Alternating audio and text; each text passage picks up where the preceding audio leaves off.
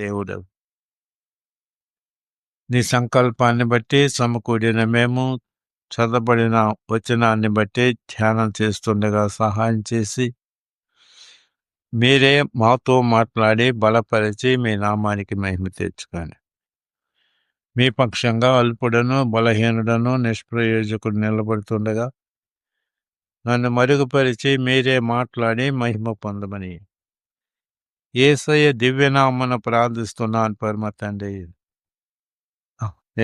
హల్లెలూయా. దేవుని ప్రజలైన ఇశ్రాయేలీయులు ఐగుప్తు దేశం నుంచి దేవుని చేత దాస్యం నుంచి విడిపించబడి దేవుని యొక్క వాగ్దానాన్ని బట్టి పాలు తేనెలు ప్రవహించు దేశానికి వారిని నడిపిస్తూ వస్తున్నాడు. ప్రతి సమయమందు ప్రతి మజిలీలో ప్రతి విధమైన విధానాలలో వారి యొక్క నాయకుడైన మోషే వారితో ఉంటున్నాడు. వారిని నడిపించే విధానంలో దేవుడు వారికి ముందు వెనుక ఉండి వారిని నడిపిస్తున్నాడు. అయినా వారు ఏం చేస్తున్నారంటే ఆయన మాటలను వినటలేదు. 63వ వచనం 62 నీవు నీ దేవుడైన యెహోవా మాట వినలేదు కనుక ఆకాశ నక్షత్రముల వలె విస్తారములైన మీరు లెక్కకు తక్కువై కొద్ది మందే మిగిలియుందురు. ఎందుకు అక్కడి నుంచి ఎలాగ మాట్లాడుతున్నాడు? 67వ వచనములో అలాగెందుకు మాట్లాడుతున్నాడు దేవుడు? అనేక విధాలుగా విస్తారమైన ప్రజలను చూసి దేవుడు ఏం చేస్తున్నాడంటే సంతోషిస్తున్నాడంటండి. అట్టి సంతోషము దేవునికి కలుగు చేసే ప్రజల విషయంలో ఆ సంతోషము లేకుండా తమ ప్రవర్తనను కనపరుస్తున్నారు. ఎందుకు అంటే వారు ఆయన మాటలను వింటలేదు. మోషే మాట్లాడుతున్నాడు, దేవుని స్వరాన్ని వింటున్నారు, కానీ అర్థం చేసుకోకుండా గ్రహించకుండా వినని వారి వలె వారు జీవిస్తూ ఉన్నారు. అందుకని మోషే ఏమంటున్నాడంటే తాను చనిపోయే దినములకు ముందుగా ఇశ్రాయేలు ప్రజలందరినీ కూడా సమకూర్చి దేవుడు మిమ్ములను ఆకాశ నక్షత్రముల వలె విస్తారంగా చేశాడు, మిమ్ములను చూసి ఆయన సంతోషించేవాడు. అయితే మీరు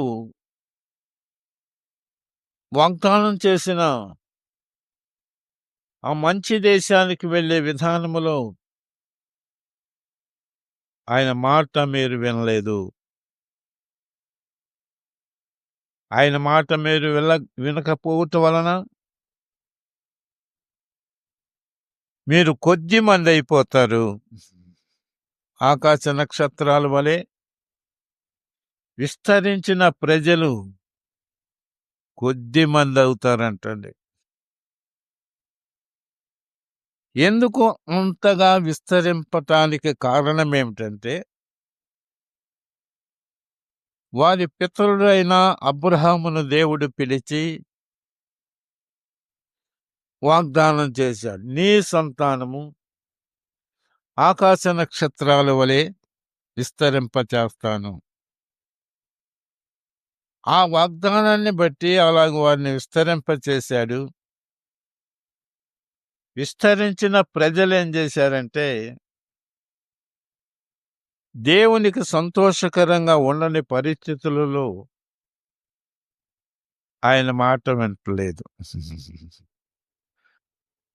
అందుకని మోషే చెప్తున్నాడు 67వ వచనములో, మీరు రేయింబగళ్ళు భయపడుదురు. నీ ప్రాణము నీకు దక్కునను నమ్మకము మీకేమీ ఉండదు.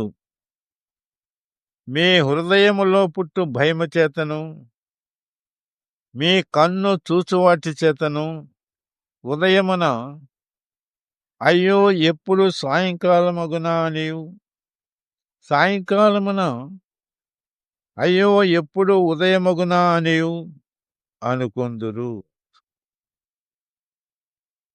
కనుక వారి జీవితంలో ఎలా ఏర్పడిందంటే,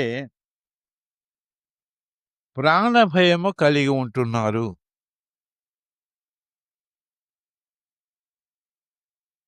సాయంకాలాన్ని చూస్తే ఎప్పుడు చీకటి పడుద్దా, ఎప్పుడు తెల్లారుతుందా అని చూస్తారు. తెల్లారితే మళ్ళీ ఎప్పుడు సాయంకాలం అవుతుందా ఎప్పుడా అని ప్రాణభయంతో ఉంటున్నారంటండి. ప్రాణము దక్కుతుందో లేదో, ఈ రేత్రి మనం బతుకుతామో లేదో, లేక ఈ ఉదయము మనం బతుకుతామో లేదో, మన ప్రాణము మనలో ఉంటుందో ఉండదో అని ఎల్లప్పుడూ అనుకుంటూ ఉంటున్నారంటండి.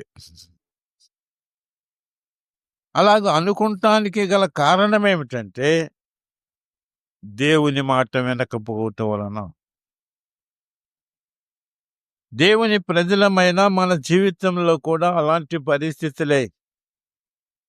ఈ రాత్రి అలా గడుస్తుంది. ఈ పగటి మనకు ఎలా గడుస్తుంది? రాత్రి పరిస్థితులు ఇలాగున్నాయి. ఎవరు నమ్మతగిన వారుగా కనిపించటం లేదు. దోచుకునేవారు, దొంగలు, మోసగాండ్లు, మోసం చేసేవారు, భార్యను భర్తను నమ్మని పరిస్థితులు, భర్త భార్యను నమ్మని పరిస్థితులు, భయానకమైన జీవితము. ప్రభువుని నమ్ముకున్నా కూడా మనకు కలిగే పరిస్థితులు. కనుక మనం అట్టి పరిస్థితుల్లోకి వెళ్లకుండా దేవునికి మహిమకరంగా, దేవునికి సంతోషకరమైన జీవితాన్ని మనము జీవించవలసిన వారమై ఉన్నాం. అట్టి జీవితము మనం జీవించటానికి అన్ని విషయాలలో ఆయన మాట మనం వినాలి. ఎందుకు ఆయన మాట వినాలి? ఆయన మనలను సృష్టించిన సృష్టికర్త అయిన దేవుడు. మనము ఆయన వలన బ్రతుకుతున్నాం. ఆయన వలన చెల్లించుతున్నాము. ఆయన వలన మనం ఉనికి కలిగి ఉన్నాం. ఆయన లేకపోతే మన ఉనికే లేదు, మనకు చలనమే లేదు. భయానకమైన జీవితము మన జీవితం అయి ఉండేది. కానీ ప్రేమించి చక్కని ఏర్పాట్లు మనకు చేసి, నా మాట వినండి, నా మాటలను అర్థం చేసుకోండి, నా మాటలను ధ్యానం చేయండి, నా మాట ప్రకారము నడుచుకోండి అని ఆయన చెబుతుంటే మోషే గారు ఏమంటున్నాడంటే, ఆయన మాట మీరు వింటలేదు. భౌతికమైన జీవన సంబంధమైన విధానాలలో మన తల్లిదండ్రుల మాట మనం వినకపోతే మరి పరిస్థితి ఏంటి? మనం బ్రతకలేమా? మన గురువు గారి మాట మనం వినకపోతే ఏమవుతుంది? మన పెద్దల మాటలు మనం వినకపోతే ఏమవుతుంది? కలుగుతున్న పరిస్థితులన్నీ మనం చూస్తూనే ఉన్నాం. వాటి వలన జీవన విధానంలో కాస్త ఇబ్బందులు మనకు కలగొచ్చు. కానీ మనం సృష్టించిన సృష్టికర్త అయిన దేవుడు, ఆయన సర్వాధికారి అయిన దేవుడు, నిరంతరము ఆయన స్తుతింపతగిన దేవుడు. అట్టి దేవునిని మాట మనం వింటూ మనము జీవించినట్లయితే ఇట్టి పరిస్థితులు కలగని పరిస్థితులు. ఆయన అంటున్నాడు, మిమ్ములను అన్యజనుల మధ్యకు చెదరగొట్టేస్తాను. ఇంకా అన్యజనులు ఏం చేస్తారు?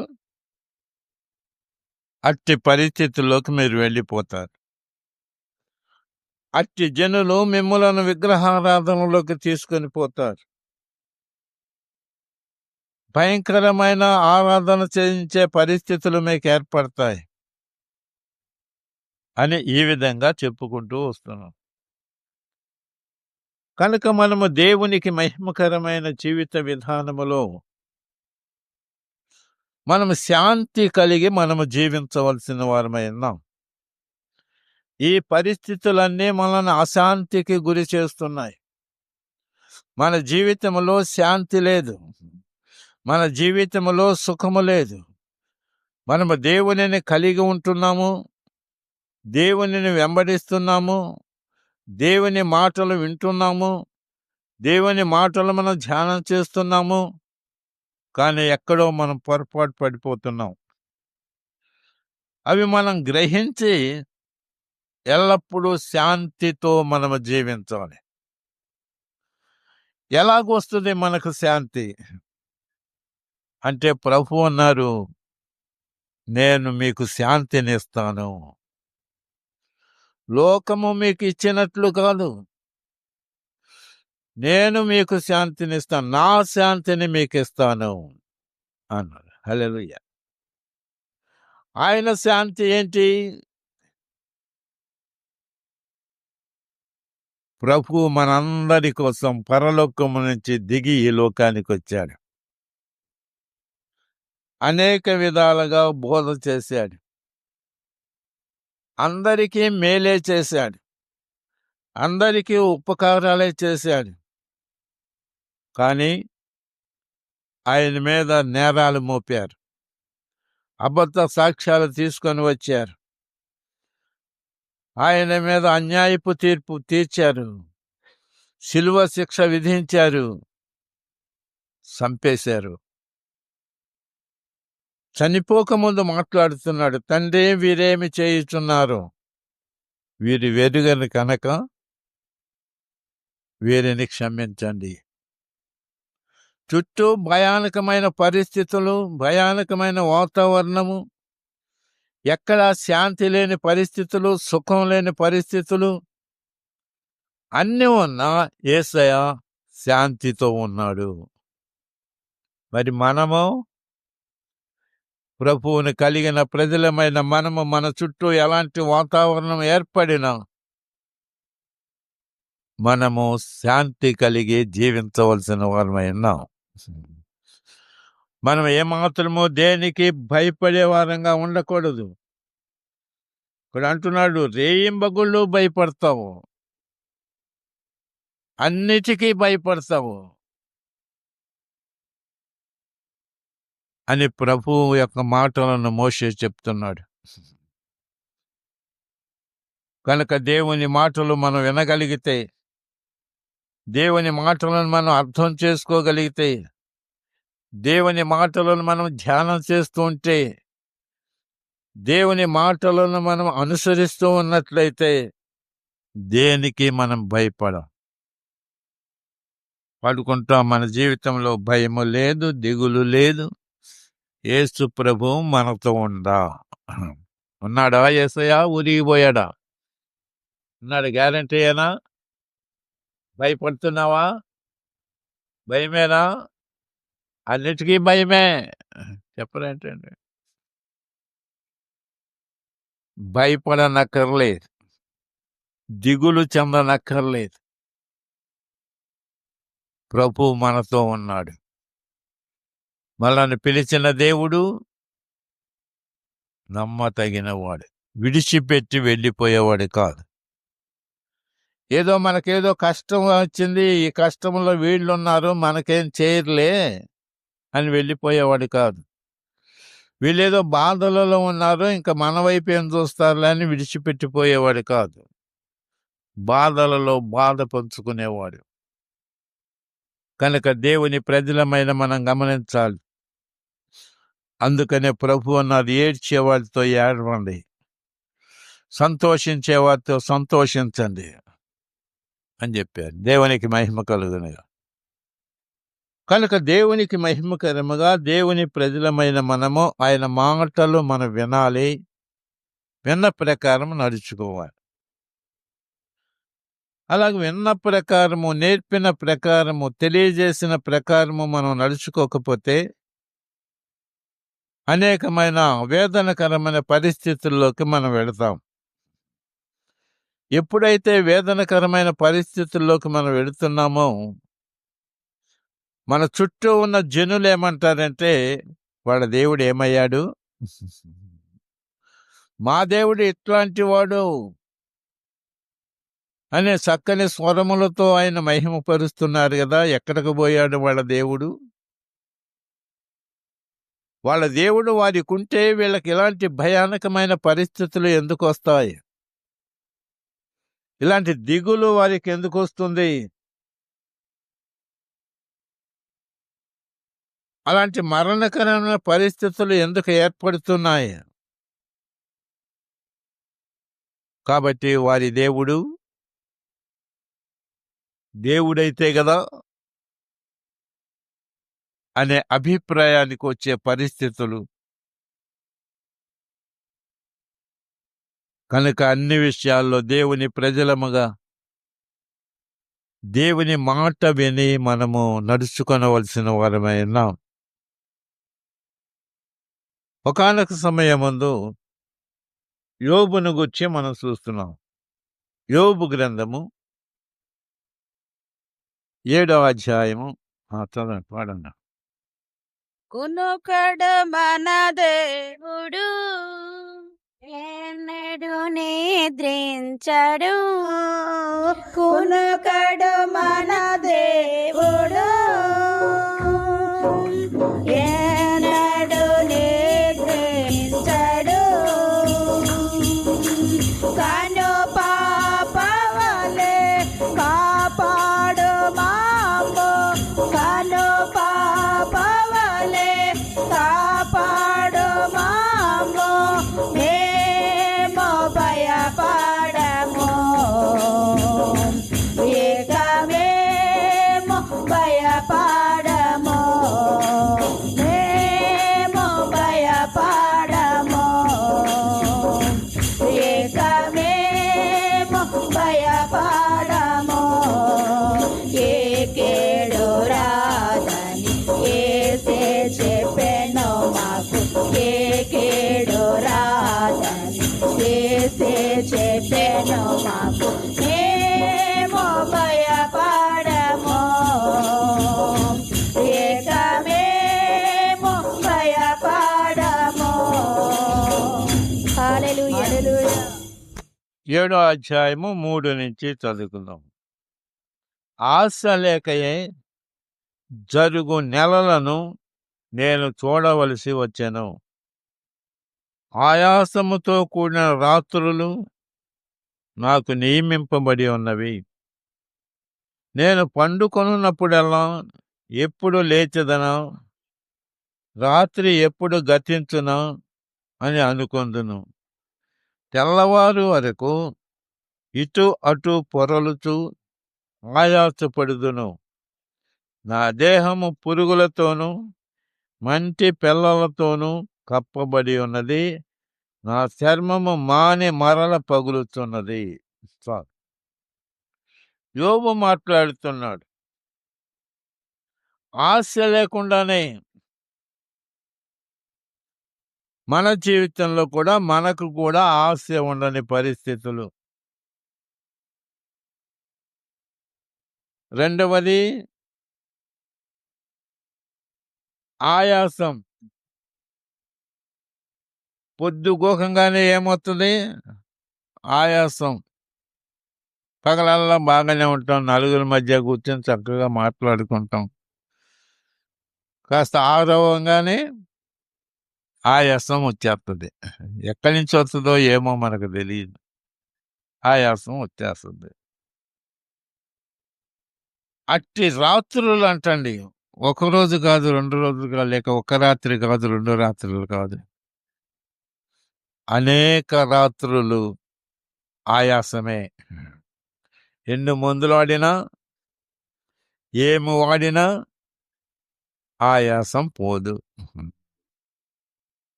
రెండవది, మూడవది పడుకున్నప్పుడల్లా ఎప్పుడు లేస్తానా? అసలు లేస్తానో లేదో అనే నమ్మకం మనకు ఉండని పరిస్థితులు. రేపు దినమున మనం చూస్తామా లేదా అన్న పరిస్థితులు. కనుక ఎప్పుడు లేస్తున్నా, రాత్రి ఎప్పుడు గతించునా అని అనుకుంటూ ఏం చేస్తున్నాడంట? ఇటు పొర్లుతాడంట, అటు పొర్లుతాడంట, ఇటు తిరుగుతాడంట, అటు తిరుగుతాడంట. నిద్ర రాదు, తెల్లారదు. ఆయాసం తగ్గదు,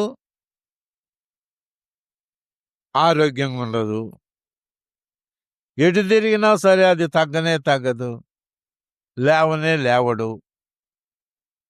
అట్టి పరిస్థితులు ఏర్పడ్డాయండి. దేహమంతా కూడా పురుగులతో, మంటి పిల్లలతోనూ కప్పబడి ఉన్నది. ఒళ్ళంతా అనారోగ్యకరమైన పరిస్థితులే. శిరస్సు నుంచి పాదము వరకు పుళ్ళే, పచ్చి గాయాలే. ఆ పుళ్ళల్లో పురుగులు చేరాయి. పురుగులు ఏం చేస్తున్నాయి? తొలుస్తున్నాయి. తొలుస్తూ ఎక్కడైనా పురుగు రాలితే అది కుక్కలు వచ్చి తింటున్నాయి అంటండి ఆ పురుగులు. యోబు యొక్క జీవిత విధానములు. ఎందుకు అలాంటి పరిస్థితులు ఏర్పడుతున్నాయి? చర్మము పగిలిపోయి మానుతుంది, పర్వాలేదు మానుతుంది అనుకుంటే మళ్ళీ పగిలిపోయే పరిస్థితులు. యోబు పరిస్థితి అలాగైపోయింది. ఎందుకయింది యోబు పరిస్థితి? యోబు ఎలాంటి వాడు? దేవుని మాట విననివాడు కాదు, దేవుని మాట వింటున్నవాడు. యథార్థవంతుడు, న్యాయవంతుడు, దేవుని యందు భయభక్తులు కలిగే చెడుతనాన్ని విడిచిపెట్టినవాడు. అట్టి భక్తిపరుడు ఊదు దేశమందు యోబు ఒక్కడే. అయితే ఒకానొక సమయమందు దేవదూతలు దేవుని యొక్క సన్నిధానం నిలచుటకై ఒక దినమ ఏర్పాటు చేయబడిందంటండి. దేవదూతలంటే దైవ కుమారులు. అప్పుడు సాతాను అనే వీడు కూడా అక్కడికి వచ్చాడంటండి. అబ్బాయి సాతాను, నువ్వు ఎక్కడి నుంచి వచ్చావు? భూమి మీద అటు ఇటు తిరుగుతూ, అందులో సంచరించుతూ, ఎవరు ఎలాంటి వారు, ఎవరు ఎలాంటి జీవితం జీవిస్తున్నారు, ఎవరు ఎలాంటి ప్రవర్తన ప్రవర్తిస్తున్నారు, ఎవరు సత్ప్రవర్తన ప్రవర్తిస్తున్నారు, ఎవరు సత్ప్రవర్తనకు దుర్ప్రవర్తన కలిగిన వారుగా ఉంటున్నారు, అందరిని చూసుకుంటా వస్తున్నాడంటండి. నువ్వు అంతగా పరిశీలన చేస్తూ చూసుకుంటూ వస్తున్నావు, అయితే ఎప్పుడైనా ఈ ఊజు దేశమున యోబును చూసావా అన్నాడు. అప్పుడు సాతాను ఏమంటున్నాడు? దేవునికి మహిమ కలుగును గాక. 10వ వచనం, నీవు అతనికి, అతని ఇంటి వారికిని, అతనికి కలిగిన సమస్తమునకును చుట్టూ కంచె వేసితివి గదా. నీవు అతని చేతి పనిని దీవించుచుండుట చేత అతని ఆస్తి దేశములో బహుగా విస్తరించి ఉన్నది కదా.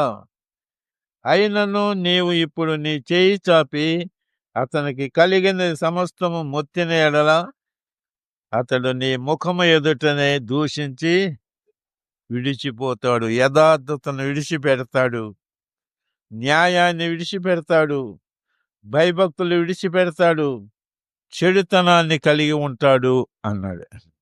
అయితే చూడు, పరీక్షించు చూడు. అతనికి కలిగినది సమస్తము నీ వశమని చేస్తున్నావు, అతన్ని మాత్రం ఏం చేయబాక అన్నాడు. దానిని బట్టి సాతాను వచ్చి యోబుని ఏం చేశాడు? అంతటినీ పాడు చేసేసాడు.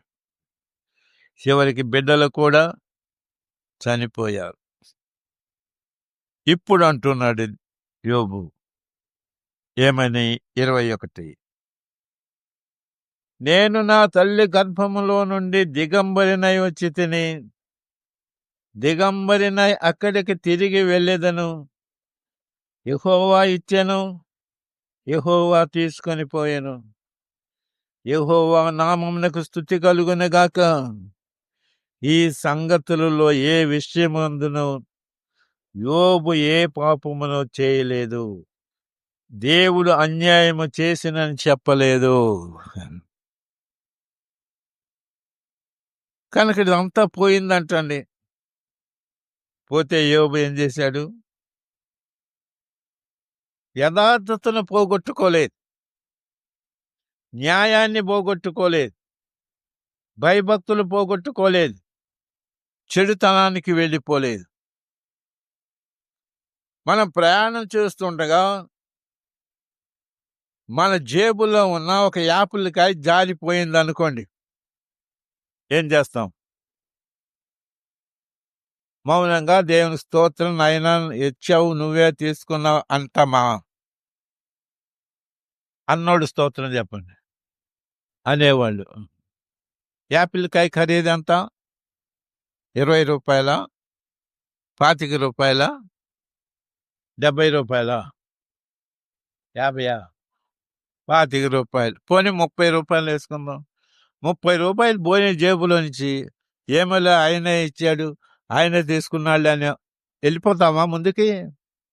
అమ్మో, ఇంత ఖర్చు పెట్టి కొనుక్కున్నాం, ఇది కొనుక్కుంటానికి ఇంత శ్రమ పడ్డాం, ఏదో పిల్లలు తింటారనో మధ్యలో నాకు ఆకలవుతుందనో కొనుక్కుని వస్తుంటే ఇది పోయింది, ఇప్పుడు ఏం చేయాలి? బాధ లేదండి, మాకు ఆయన ఇచ్చాడు, ఆయన తీసుకున్నాడు, స్తోత్రం చెప్పండి. దేవునికి చెప్పమా స్తోత్రం? నేనైనా మీరైనా అందరం అంతే. యోబు ఏం చేశాడు? దేవుణ్ణి మహిమపరిచాడు. మరి మరి మనం ఏం చేస్తున్నాం? మహిమపరచగలుగుతున్నామా? చిన్నప్పటి నుంచి ఇంతవరకు పెంచాం మన బిడ్డలను. బిడ్డకు ఆరోగ్యము పోయింది, అనారోగ్యం వచ్చింది. ఎంతమంది డాక్టర్ల దగ్గరికి తిప్పినా ఆరోగ్యం కలగలేదు. అప్పుడేమంటాం? మన బిడ్డలు మనకేమున్నాడు, కాకపోతే అనారోగ్యంతో ఉన్నాడు. మనం ఏం చేస్తాం? యథార్థతను విడిచిపెడతామా? న్యాయాన్ని తప్పుతామా? భయభక్తులు పోగొట్టుకుంటామా? ఎలాగూ మనం జీవిస్తాం? ఇప్పుడు ఇవన్నీ మనం విడిచిపెట్టేసినట్టేగా. యోబు వలె మనం సాక్ష్యం ఇవ్వకపోతే, యోబు వలె మనం నెమ్మది కలిగి, శాంతి కలిగి మనం జీవించకపోతే,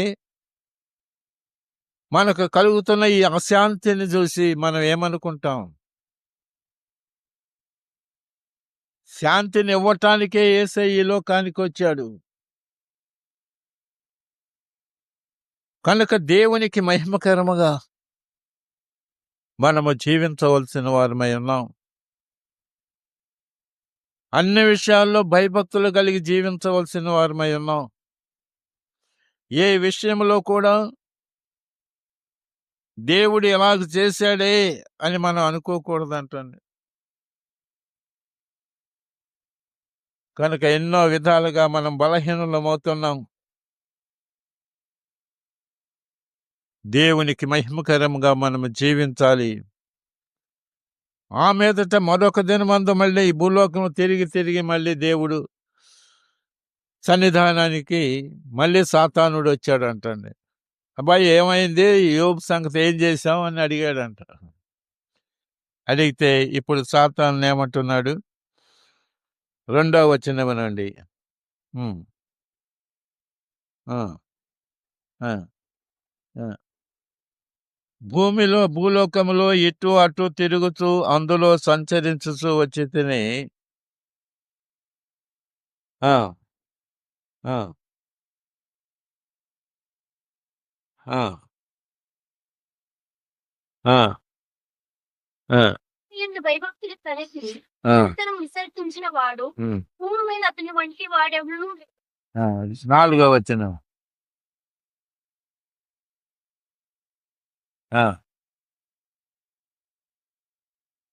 ఆ, ఆ, ఆ.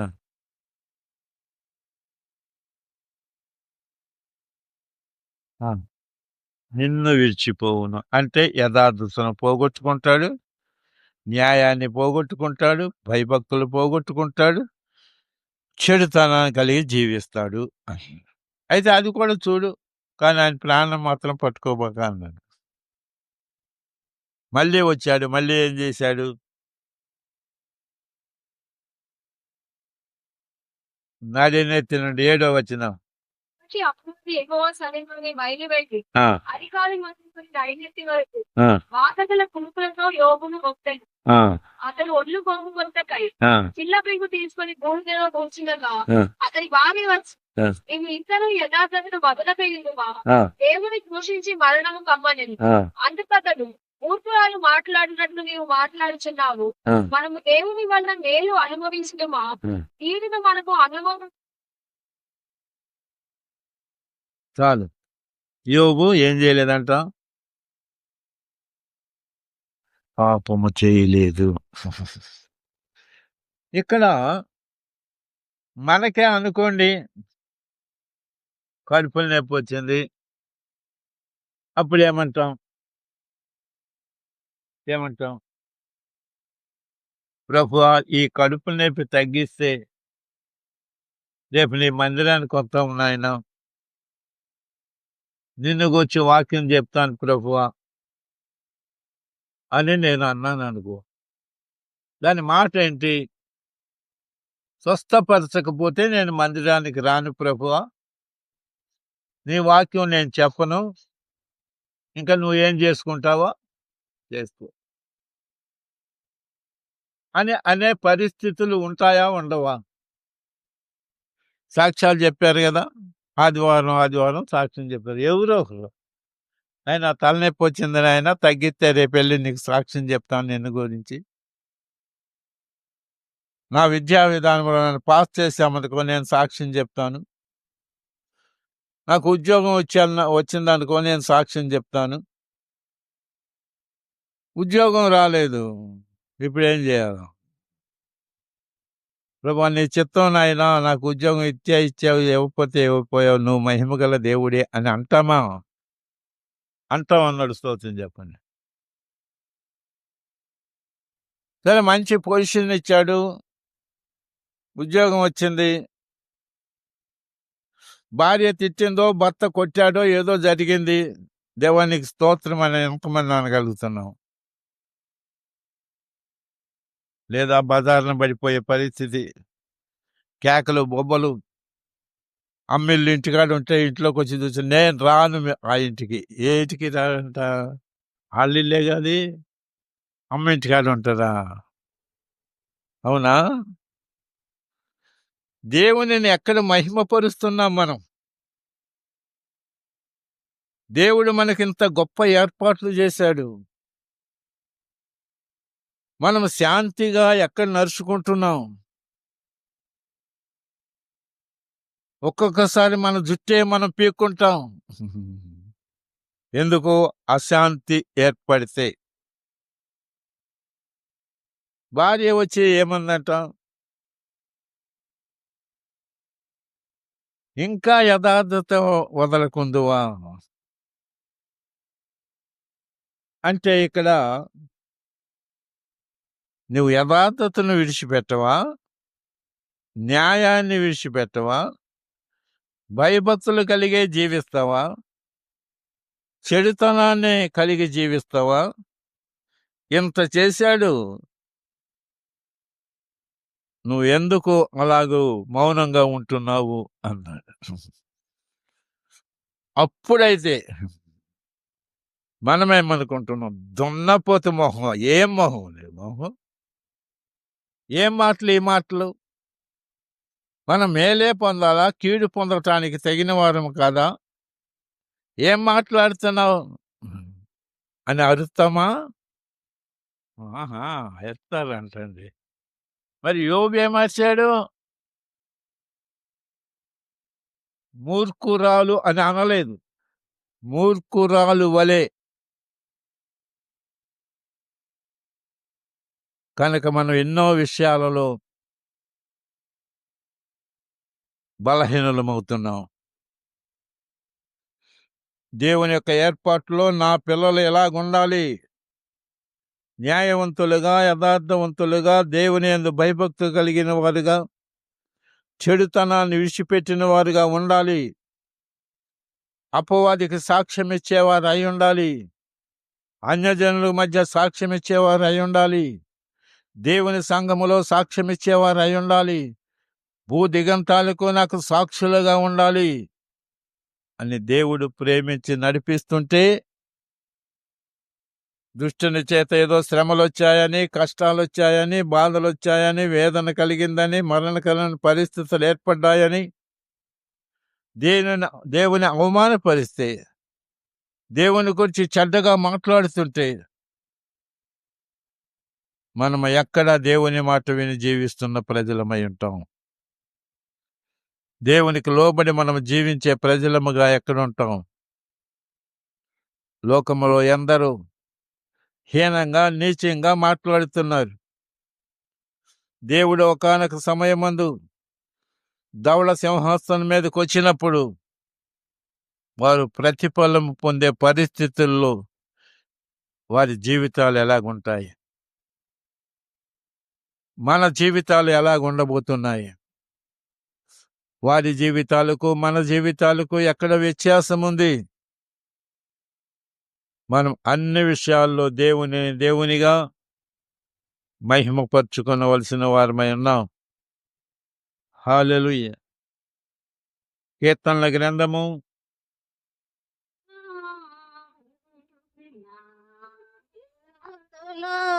ఎన్నెన్నో వచ్చిన కష్టములెన్నో కలుగుచుండేనా, నిష్ఠురులు ఎన్నెన్నో వచ్చిన దుష్ట జనములు పైకి లేచెనా, దుష్ట జనములు పైకి లేచిన భ్రష్ట మనుజులు మీదకి లేచిన, భ్రష్ట మనుజులు మీదకి లేచిన, కదలకుందువా సియోను కొండవలె, బెదరకుందువా బలమైన సింహవలె, కదలకుందువా సియోను కొండవలె, బెదరకుందువా బలమైన సింహవలె. హల్లెలూయా. 38వ కీర్తన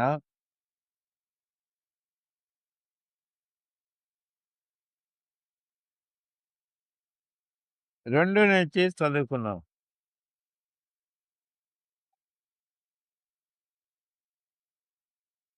భారముగా ఉన్నది.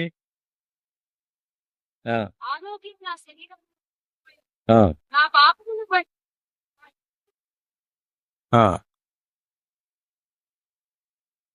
ఆ, లేని బరువు వలె ఆ, అది నా మీద మోపబడి ఉన్నది. ఆ, నా మూర్ఖత వలన కలిగిన నా గాయములు ఆ, దుర్వాసన కలవై శ్రమించుచున్నవి. ఆ, నేను శ్రమ చేత మిక్కిలి కృంగి ఉన్నాను.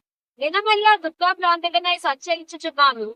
నా నడుము తాపముతో నిండి ఉన్నది. ఆ, నా శరీరములో ఆరోగ్యం లేదు. ఆ, నేను సమస్త ఆ, నా మనోవేదనను బట్టి కేకలు వేయుచున్నాను. ఆ, ప్రభువా, నా అభిలాష అంతైక నీకే కనబడుచున్నది. ఆ, నా నిట్టూర్పులు నీకు దాచిపడి ఉండలేదు. ఆ, నా గుండె కొట్టుకొచ్చున్నది. ఆ, నా బలము నన్ను విడిచిపోయేను. ఆ, నా కనుదృష్టి తప్పిపోయేను. ఆ, నా స్నేహితులను, నా చెడికారులను నా తెగులు చూసి ఎడముగా నిలుచుచున్నారు. ఆ, నా బంధువులు దూరముగా నిలుచుచున్నారు. ఆ, నా ప్రాణము తీయజూచువారు ఉరులు ఒడ్డుచున్నారు. ఆ, నాకు కీడు చేయజూచువారు హానికరమైన మాటలు పలుకుచు ఆ, దినమెల్లా కపటోపాయములు పన్నుచున్నారు. ఆ, చెవిటి వారు ఆ.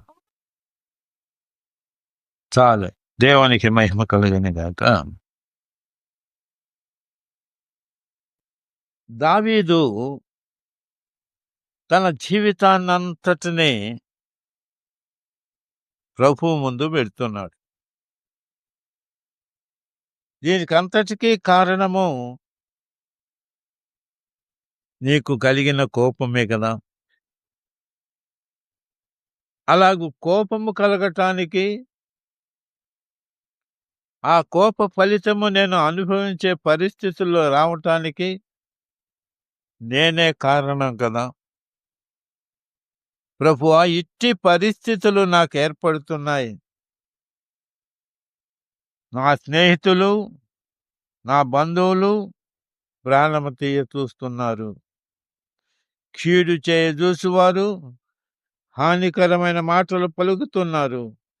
దినమెల్లా కపటోపాయములు పన్నుచున్నారు. అయితే అయితే ఏమైందంట? చెవిటివాడనైనట్టు నేను వినకుండా ఉన్నాను. మోగవాడునైనట్టు నేను నోరు తెరుచుటలేదు. తెలుసుట మానితిని. నేను వినలేని వాడనైతిని, ఎదురు మాట పలకలేని వాడనైతిని. యెహోవా, నీ కొరకే నేను కనిపెట్టి ఉన్నాను. మనం అలాగ చేస్తామా? మన తడాకా ఏంటో చూపిస్తాం. ఒక పక్కన బలహీనతలను బట్టి మంచంలో లేవలేకపోయినా ఏదో ఒక మాట మనం అని దేవుని విధానములో మనం బాధపరిచే పరిస్థితుల్లోకి వెళ్తాం. దేవునికి కోపం తెప్పించే పరిస్థితుల్లోకి వెళ్తాం.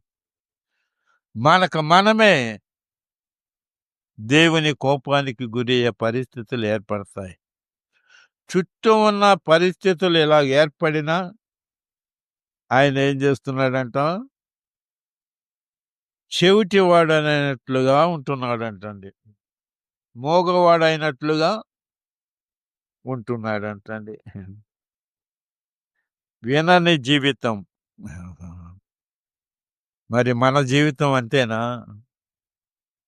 వాక్యాన్ని గురించి చెప్పుకోవటమేనా? వాక్యాన్ని గురించి చదువుకోవటమేనా?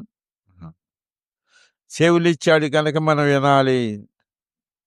కళ్ళిచ్చాడు కనుక మనం చూడాలి. మరి మాట్లాడటానికి నోరిచ్చాడు కనుక మాట్లాడాలి. మాటకు మాట, చేతకు చేత, డి అంటే డి. అలాగ చేయకపోతే మనల్ని ఏమంటారంటే చేతగోనోళ్ళు అంటారంటండి.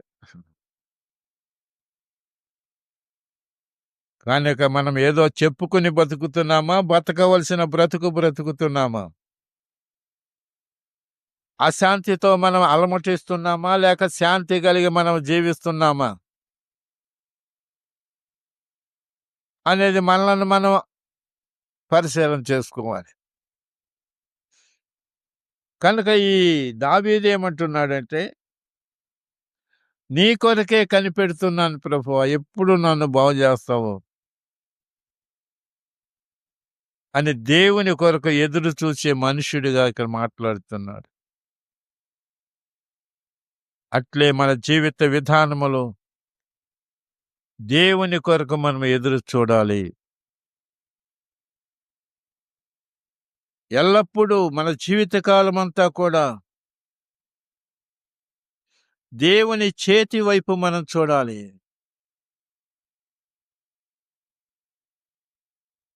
కానీ మన జీవితము దేవుని వైపు చూడకుండా ఏటేటో మనం చూస్తాం. కనుక అన్ని విషయాల్లో దేవునికి మహిమకరమైన జీవితాన్ని మనము జీవించవలసిన వారమై ఉన్నాం.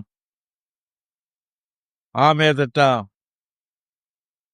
ప్రకటన గ్రంథం ప్రకటన గ్రంథం ప్రకటన గ్రంథమేనా?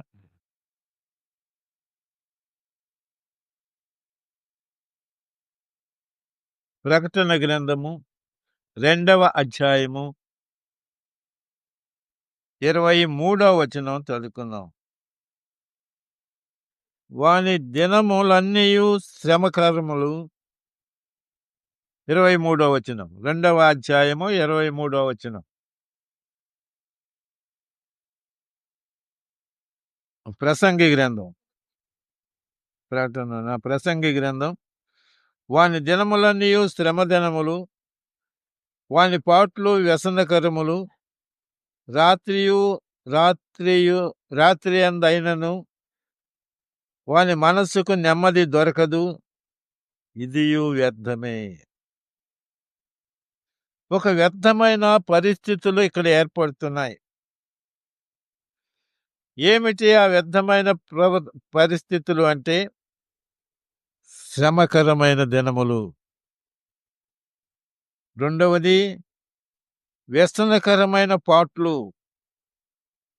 మూడవది నెమ్మది లేని పరిస్థితులు. ఈ పరిస్థితులన్నీ ఏర్పడుతున్నాయి. కనుక దేవుని ప్రజలమైన మనము ఎరిగిన వారమై ఉండాలి.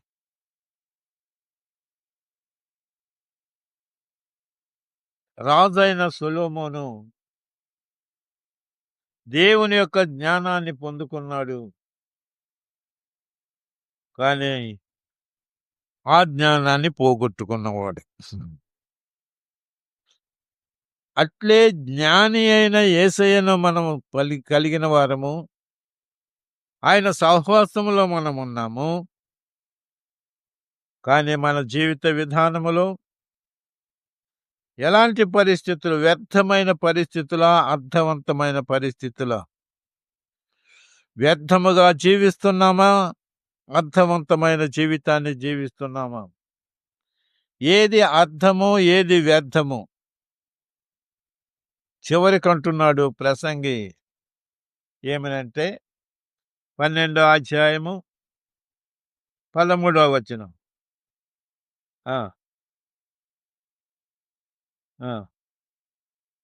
దేవుని యందు భయభక్తులు కలిగి ఉండి ఆయన కట్టడలను అనుసరించి నడుచుకొనుచుండుటయే మానవ కోటికి విధి. ఇదియే విధి.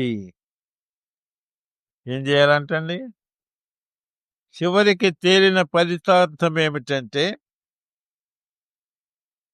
మన జీవితం వ్యర్థం కాకూడదు. అర్థవంతంగా మనం ఉండాలంటే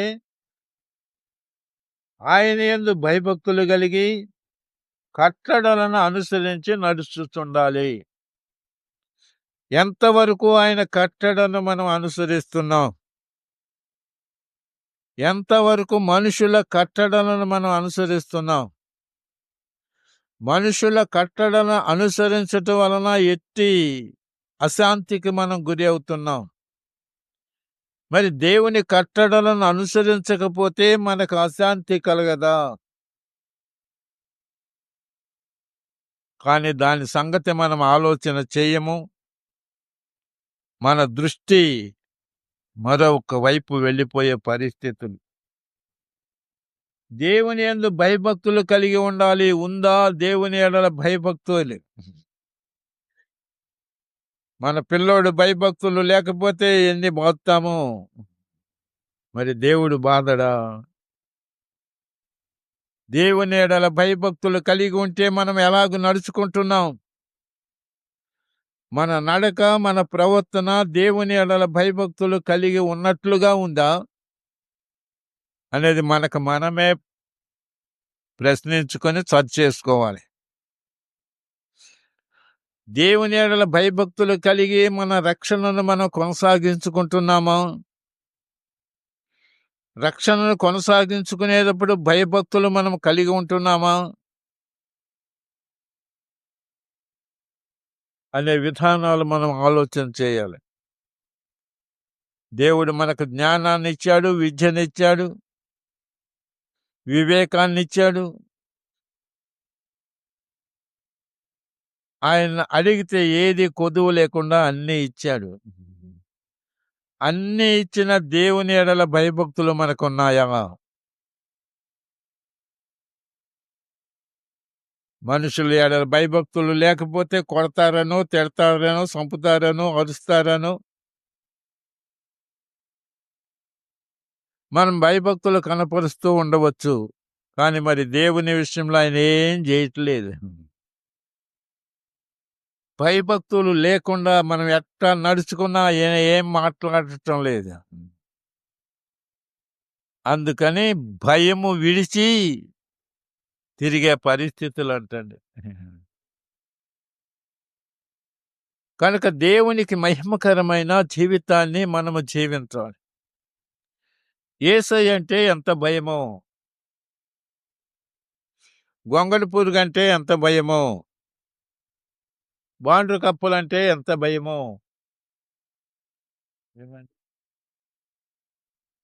తల్లిదండ్రులంటే ఎంత భయమో, టీచర్ గారంటే ఎంత భయమో. ఎక్కడ?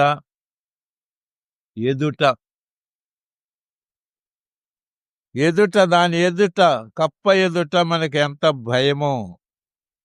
కప్పటి పోతే భయం లేదు, దిగులు లేదు. జీవిత యాత్రలో యేసు ప్రభు మనతో నుండ భయం లేదుగా. మళ్ళీ టక్కనది ఎగిరి వచ్చేసింది అనుకోండి. కప్పలు ఎగురుతాయా? ఎగురుతాయి. ఎగిరి మన కాళ్ళ దగ్గరకు వచ్చింది అనుకోండి, అప్పుడే ఆహా మళ్ళీ భయం వచ్చేసిందా? అప్పుడేం చేస్తాం? మాటలు రావు, కేకలే వచ్చేస్తాయి. అవునా? మరి దేవుని ఎదుట మన మందిరంలో మాత్రమే ఎంత భక్తిపరురా నాయన, సైలెన్స్ ప్లీజ్ అంటే ముక్కు మీద ఏరేసుకుని అట్టాగే కూర్చుంటాం. క్యాండిడేట్ అంటే కాస్త అటు ఇటు కదులుతాం. కానీ ఆయన లేడు అనుకుంటే ఇంకా మనదే రాజ్యం. కనుక దేవునికి మహిమకరంగా అన్ని విషయాలలో దేవుని ఎడల భయభక్తులు కలిగి ఉండాలి. హల్లెలూయా. ఎందుకనంటే గూఢమైన రహస్యమైన ప్రతి అంశమును గూర్చి దేవుడు విమర్శ చేస్తాడు. ఆయన ప్రతి క్రియను, అది మంచిదే గాని చెడ్డదే గాని, తీర్పులోనికి తెస్తాడు. కనుక విమర్శలోకి మనం తీసుకొని వచ్చినప్పుడు, తీర్పులోకి మనం తీసుకొని వచ్చినప్పుడు, మనము ప్రతి అంశమును ఆయన తీర్పులోనికి తీసుకొని వస్తే మంచి ఎన్నుంటాయి, చెడ్డ ఎన్నుంటాయి. అది మనకు కావాలి. మన జీవిత విధానములో ఇన్ని ఏర్పాట్లు చేశాడు. ఎన్ని ఏర్పాట్లు చేసిన వాటిల్లో మనం ఆయన కొరకు ఎన్ని ఏర్పాట్లు చేశాం? మంచి ఎన్ని చేశాం, చెడ్డ ఎన్ని చేశాం? మంచి చేసిన విధానంలో విధానాలు ఎక్కువ, చెడు చేసిన విధానాలు ఎక్కువ. కనుక దేవునికి మహిమకరముగా దేవుని ప్రజలమైన మనము తీర్పులోనికి వెళ్లకుండా మరణములోంచి జీవంలోకి దాటే ప్రజలమై ఉండాలి. మరణంలోనికి ఎందుకు వెళ్తారు అంటే దేవుడు ఏర్పాటు చేసిన విధానములో భయభక్తులు పోగొట్టుకుని జీవించిన జీవిత విధానాలను బట్టి, భయభక్తులు కలిగి జీవించే విధానాలను బట్టి రేపు అక్కడ తీర్పులో దేవుడు తీర్పు తీర్చి ఫలితాలు ఇస్తాడంటండి. అంతవరకు ఏం మాట్లాడడు, ఏమీ గద్దించడు, ఏమీ కూడా హానికరంగా మనకు రావటానికి ఇష్టపడడు. కనుక ఆ ఫలితం తీర్పు దినమున ఆ సమయం వచ్చినప్పుడే ఆ విధంగా ఏర్పాటు చేశాడు. హల్లెలూయా. అట్లే మన జీవిత విధానములు దేవుడు అలాగే ఏర్పాటు చేశాడు. మన ఇష్టానుసారంగా ఉండటానికి కుదరదు. దేవుని యొక్క విధానములు దేవునికి మహిమకరముగా మనము జీవిద్దాము. ఆయన మనకు ఏమి ఆజ్ఞాపిస్తున్నాడు, ఏ విధమైన జీవిత విధానము మనం జీవించమంటున్నాడు, అలాగే మనము జీవించాలి. దేవునికి మహిమకరముగా మనం అన్ని విషయాల్లో భయభక్తులు కలిగి చెడుతనాన్ని విడిచిపెడుతూ న్యాయాన్ని జరిగిస్తూ దేవునికి ఇష్టలముగా మనము జీవించవలసిన వారమై ఉన్నాం. ప్రభువైన యేసుక్రీస్తు రాబోతున్నాడు. ఎవరు యథార్థవంతులు, ఎవరు న్యాయవంతులు, ఎవరు ఆయన యందు భయభక్తులు కలిగి చెడుతనాన్ని విడిచిపెట్టారో వారిని అందరిని ఆయన తీసుకుని వెళ్ళిపోతాడు. మరి మిగిలిన వాళ్ళు ఏమవుతారు? ఉండిపోతారు. రేపు ఆర్భాటముతోనూ ప్రధాన దూత శబ్దముతోనూ ప్రభు రాబోతున్నాడు. ప్రభు నందుండి నిద్రించిన వారు మొదట లేపబడతారు. ఆ మీదట